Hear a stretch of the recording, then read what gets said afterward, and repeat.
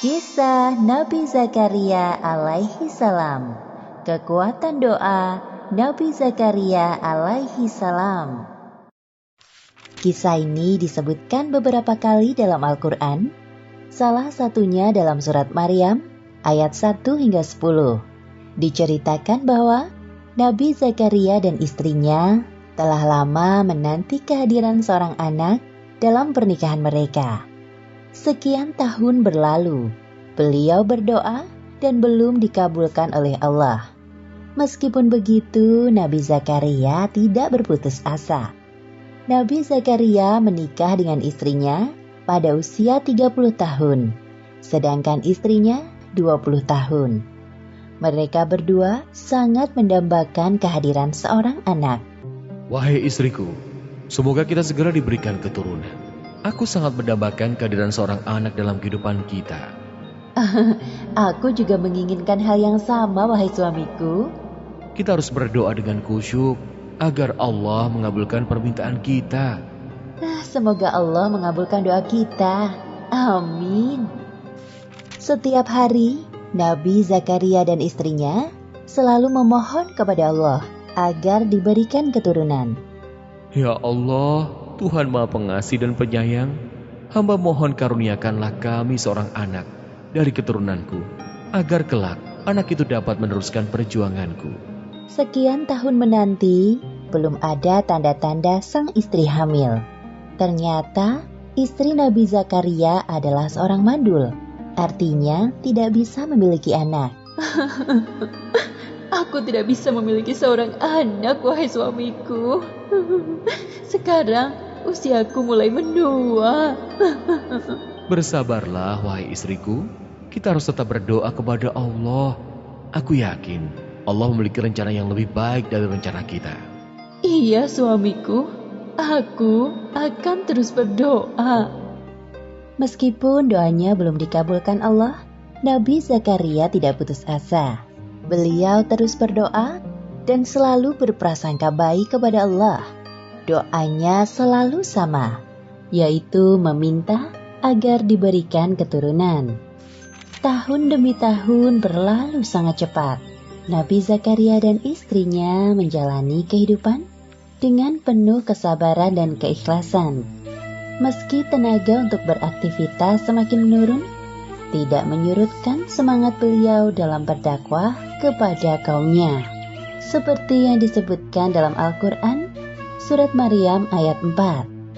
Ia berkata, "Ya Tuhanku, sesungguhnya tulangku telah lemah, dan kepalaku telah dipenuhi uban, dan aku belum pernah kecewa dalam berdoa kepada Engkau, ya Tuhanku."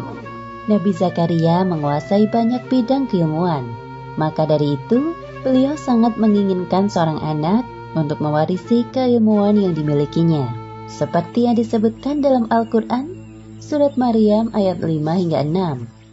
Dan sesungguhnya aku khawatir terhadap mawaliku sepeninggalku, sedang istriku adalah seorang yang mandul. Maka anugerahilah aku dari sisi Engkau, seorang putra yang akan mewarisi aku. Nabi Zakaria adalah paman dari Maryam. Istri Nabi Zakaria dan Ibunda Maryam adalah kakak beradik.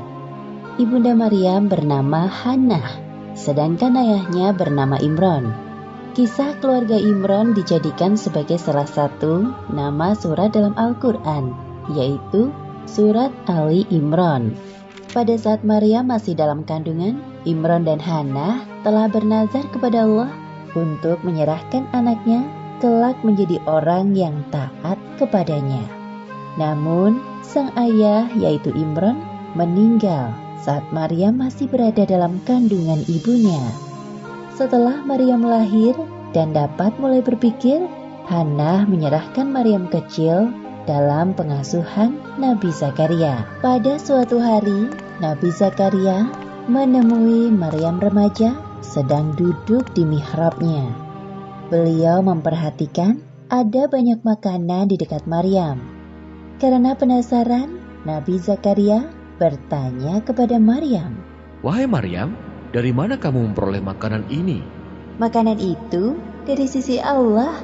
Sesungguhnya Allah memberi rezeki kepada siapa saja yang dikehendakinya tanpa hisab.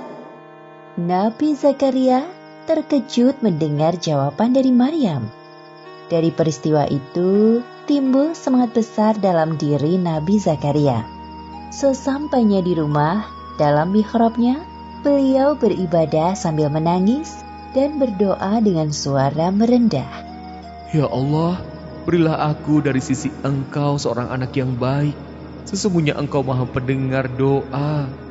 Belum sampai Nabi Zakaria menyelesaikan ibadahnya, Allah mengabulkan doanya lewat perantara malaikat Jibril. Sesungguhnya Allah menyuruhku untuk menyampaikan kepadamu sebuah kabar gembira. Apa itu, wahai Jibril? Atas kesabaranmu dalam berdoa, Allah mengabulkan permintaanmu dengan balasan berkali-kali lipat.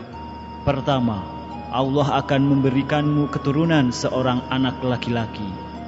Kedua, Allah memberikan nama Yahya kepadanya, yang mana belum ada seorang pun yang memiliki nama serupa. Ketiga, kelak dia akan menjadi orang yang membenarkan kedatangan Isa alaihissalam. Keempat, dia seorang panutan. Kelima, dia tumbuh menjadi orang yang pandai menjaga diri dari zina. Keenam, Yahya dewasa akan menjadi seorang nabi sama sepertimu. Ya Allah, bagaimana mungkin aku bisa mendapatkan seorang anak, padahal aku sudah tua dan istriku seorang yang mandul. Demikianlah Allah berbuat apa yang Dia kehendakinya. Kalau begitu, beri aku sebuah tanda bahwa istriku telah mengandung. Allah berfirman, tandanya bagimu, kamu tidak dapat berkata-kata dengan manusia selama 3 hari kecuali dengan isyarat. Dan sebutlah nama Tuhanmu sebanyak-banyaknya, serta bertasbihlah di waktu petang dan pagi hari. Alhamdulillah wa syukurillah. Segala puji bagi Allah atas segala karunia yang Engkau berikan kepadaku, ya Allah. Kemudian beliau segera mengabarkan kepada istrinya. Wahai istriku, kita akan punya anak. Hah? Benarkah itu, wahai suamiku? Aku akan mengandung seorang anak. Iya benar, seorang anak laki-laki bernama Yahya. Allah telah mengabulkan doa kita selama berpuluh-puluh tahun. Alhamdulillahirabbil alamin. Terima kasih ya Allah. Seperti yang disebutkan dalam Al-Quran, Surat Al-Anbiya ayat 90. Maka kami memperkenankan doanya dan menganugerahkan kepadanya Yahya. Dan kami jadikan istrinya dapat mengandung. Sesungguhnya mereka adalah orang-orang yang selalu bersegera dalam mengerjakan perbuatan-perbuatan baik. Dan mereka berdoa kepada kami dengan harap dan cemas. Dan mereka adalah orang-orang yang khusyuk kepada kami. Demikianlah akhir kisah kekuatan doa Nabi Zakaria dalam meminta keturunan. Hikmah yang dapat kita ambil dari kisah ini, pertama, jangan pernah berputus asa dalam berdoa. Kedua, ketika kita meminta sesuatu kepada Allah, harus sabar dan konsisten. Pada saatnya, Allah akan mengabulkannya, lebih dari yang kita harapkan. Ketiga, kisah Nabi Zakaria ini membuktikan kepada kita bahwa kekuasaan Allah tidak terbatas. Seperti kisah istri Nabi Zakaria yang mengandung seorang anak di usianya yang sudah tua. Suatu hal yang mustahil terjadi pada manusia biasa. Namun, saat Allah berkehendak hal itu terjadi, maka terjadilah. Wallahu a'lam bishawab.